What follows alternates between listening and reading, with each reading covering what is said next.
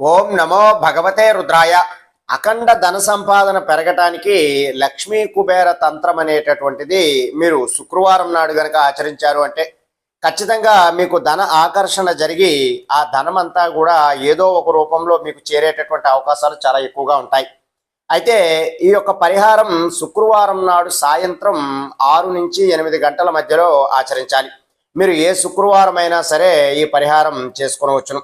ఇంకా ధనత్రయోదశి నాడు గనక ఈ పరిహారం ఆచరిస్తే విశేషమైనటువంటి ఫలితాలు ఉంటాయి. అయితే మీరు ముందుగా ఏం చేయాలి అంటే చక్కగా శుచిగా మీరు సాయంత్రం 6 నుండి 8 గంటల మధ్యలో మీ యొక్క ప్రార్థనా మందిరంలోకి ప్రవేశించి ఆవునేతి దీపాన్ని ఒకటి వెలిగించిన తరువాత ఒక రాగి లేదా ఇత్తడి పళ్ళాన్ని తీసుకుని మీరు పసుపు కుంకుమ అంతా కూడా రెండు కూడా కలిపి మీరు ట్రయాంగిల్ షేప్ని ఆ పళ్ళెంలో వేయాలి. ఆ ట్రయాంగిల్ షేప్ మధ్యలో ఒక గుండ్రటి నిమ్మకాయని ఉంచాలి. ఆ నిమ్మకాయ పైన ఒక చిల్లర నాణాన్ని ఉంచాలి. అది రూపాయి కాయిన్ కానీ, 1 రూపీ కాయిన్ కానీ, 2 రూపీ కాయిన్ కానీ, 10 రూపీస్ కాయిన్ కానీ, ఏ కాయిన్ అయినా సరే ఆ నిమ్మకాయ మీద నిలబడి ఉండేలాగా దాని పైన పెట్టాలి.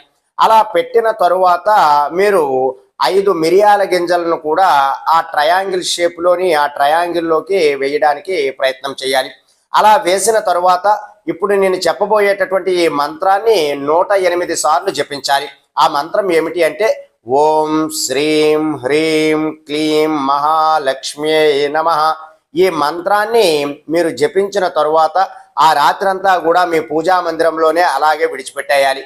మరుసటి రోజు నాడు మీరు ఆ చిల్లర పైసను ఏదైతే 1 రూపీ కాయినో 2 రూపీ కాయినో పెడతారు కదా, ఆ కాయిన్ తీసి మీరు ఎక్కడైతే డబ్బులు దాచుకుంటారో ఆ డబ్బులు దాచుకునేటటువంటి ప్రదేశంలో ఉంచాలి.